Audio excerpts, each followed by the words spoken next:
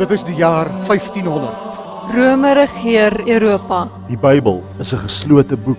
Pater noster qui es in celis, sanctificetur nomen tuum, adveniat regnum tuum, fiat voluntas tua sicut in celis et in Wat beteken dit?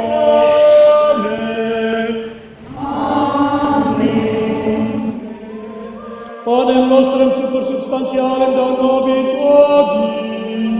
Die Romeinse kerk is die alleen saligmaker. Die alleen middelaar. Die alleen vertolker van die Bybel. Die paus se woord is wet. Die genadewerk, die kruisoffer van Jesus Christus word op sy geskuif.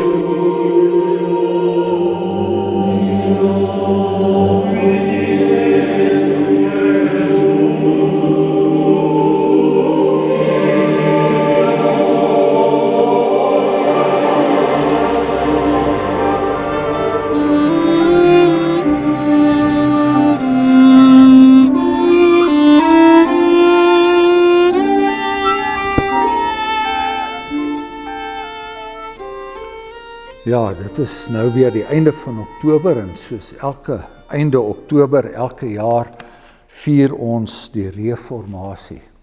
En dit is die dag dat ons die Here dank dat hy in sy wonderlike genade, dat hy vir ons 'n Martin Luther gegee het. 'n Martin Luther eerstens wat in 1517 gegaan het en daar by die Wittenberg het hy die 95 stellings het hy gaan vasspyker daar teen die kerkmuur.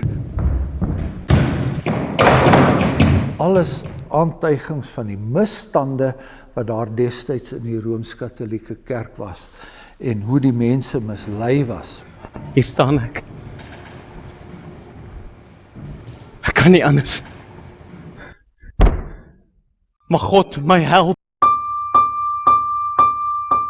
Een van die dinge wat daaruit voortgespruit het, is die gedrukte Bybel, iets wat ons baie, baie dankbaar voor is.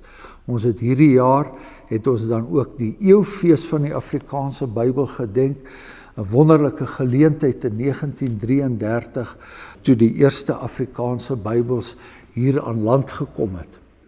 Maar daardie Afrikaanse Bybel het 'n voorganger gehad. Dit is die ou State-Bybel, die State-Bybel, wat destyds in Nederlands gedruk is.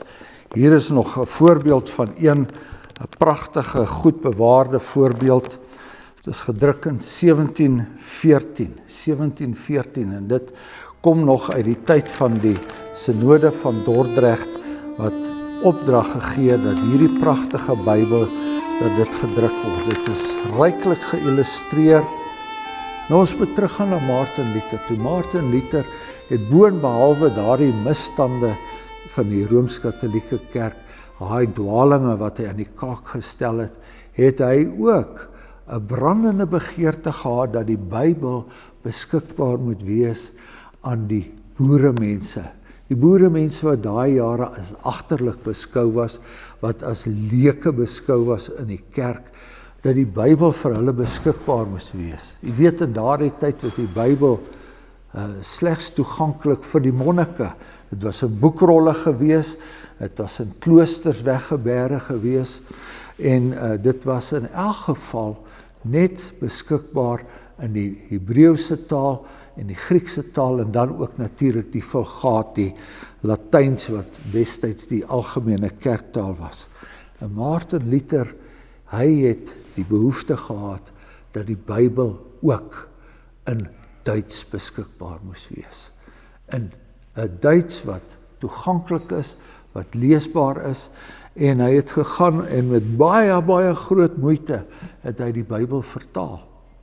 En met die ontwikkeling van die boekdrukkuns destyds, kon hierdie woord gedruk word, hierdie vertaalde Bybel en vermeerder word, en uiteindelik het dieselfde proses om ook in Nederland en in Frankryk en in ander lande herhaal, En so het ons boerevolk, Afrikanervolk, het ons uiteindelik die State-Bybel gekry. En wat 'n wonderlike woord om saam met ons te vat deur die lewe, die State-Bybel. En nou vir ons moeilike Nederlands, daardie jare was dit vir die boere wat hulle boerematriek, jy moes jou boerematriek slaag, en dit beteken jy moes die Bybel kon lees, wat hulle boerematriek gehad het, glad nie 'n probleem nie.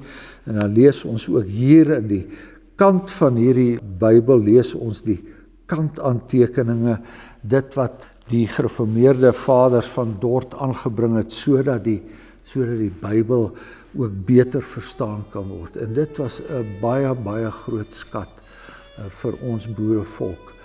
Dit wat hulle ingedra het, saam met hulle die binneland in, saam met hulle in 'n onbekende woeste wêreld in, nadat die kerk gesê het, hierdie voortrekkers gaan vir heidens as hulle die binneland intrek. Die Skotse predikant aan die Kaap het dieselfde gesê, maar hierdie Bybel was vir hulle 'n kosbare kleinoot en hulle het geleef uit die waarheid daarvan.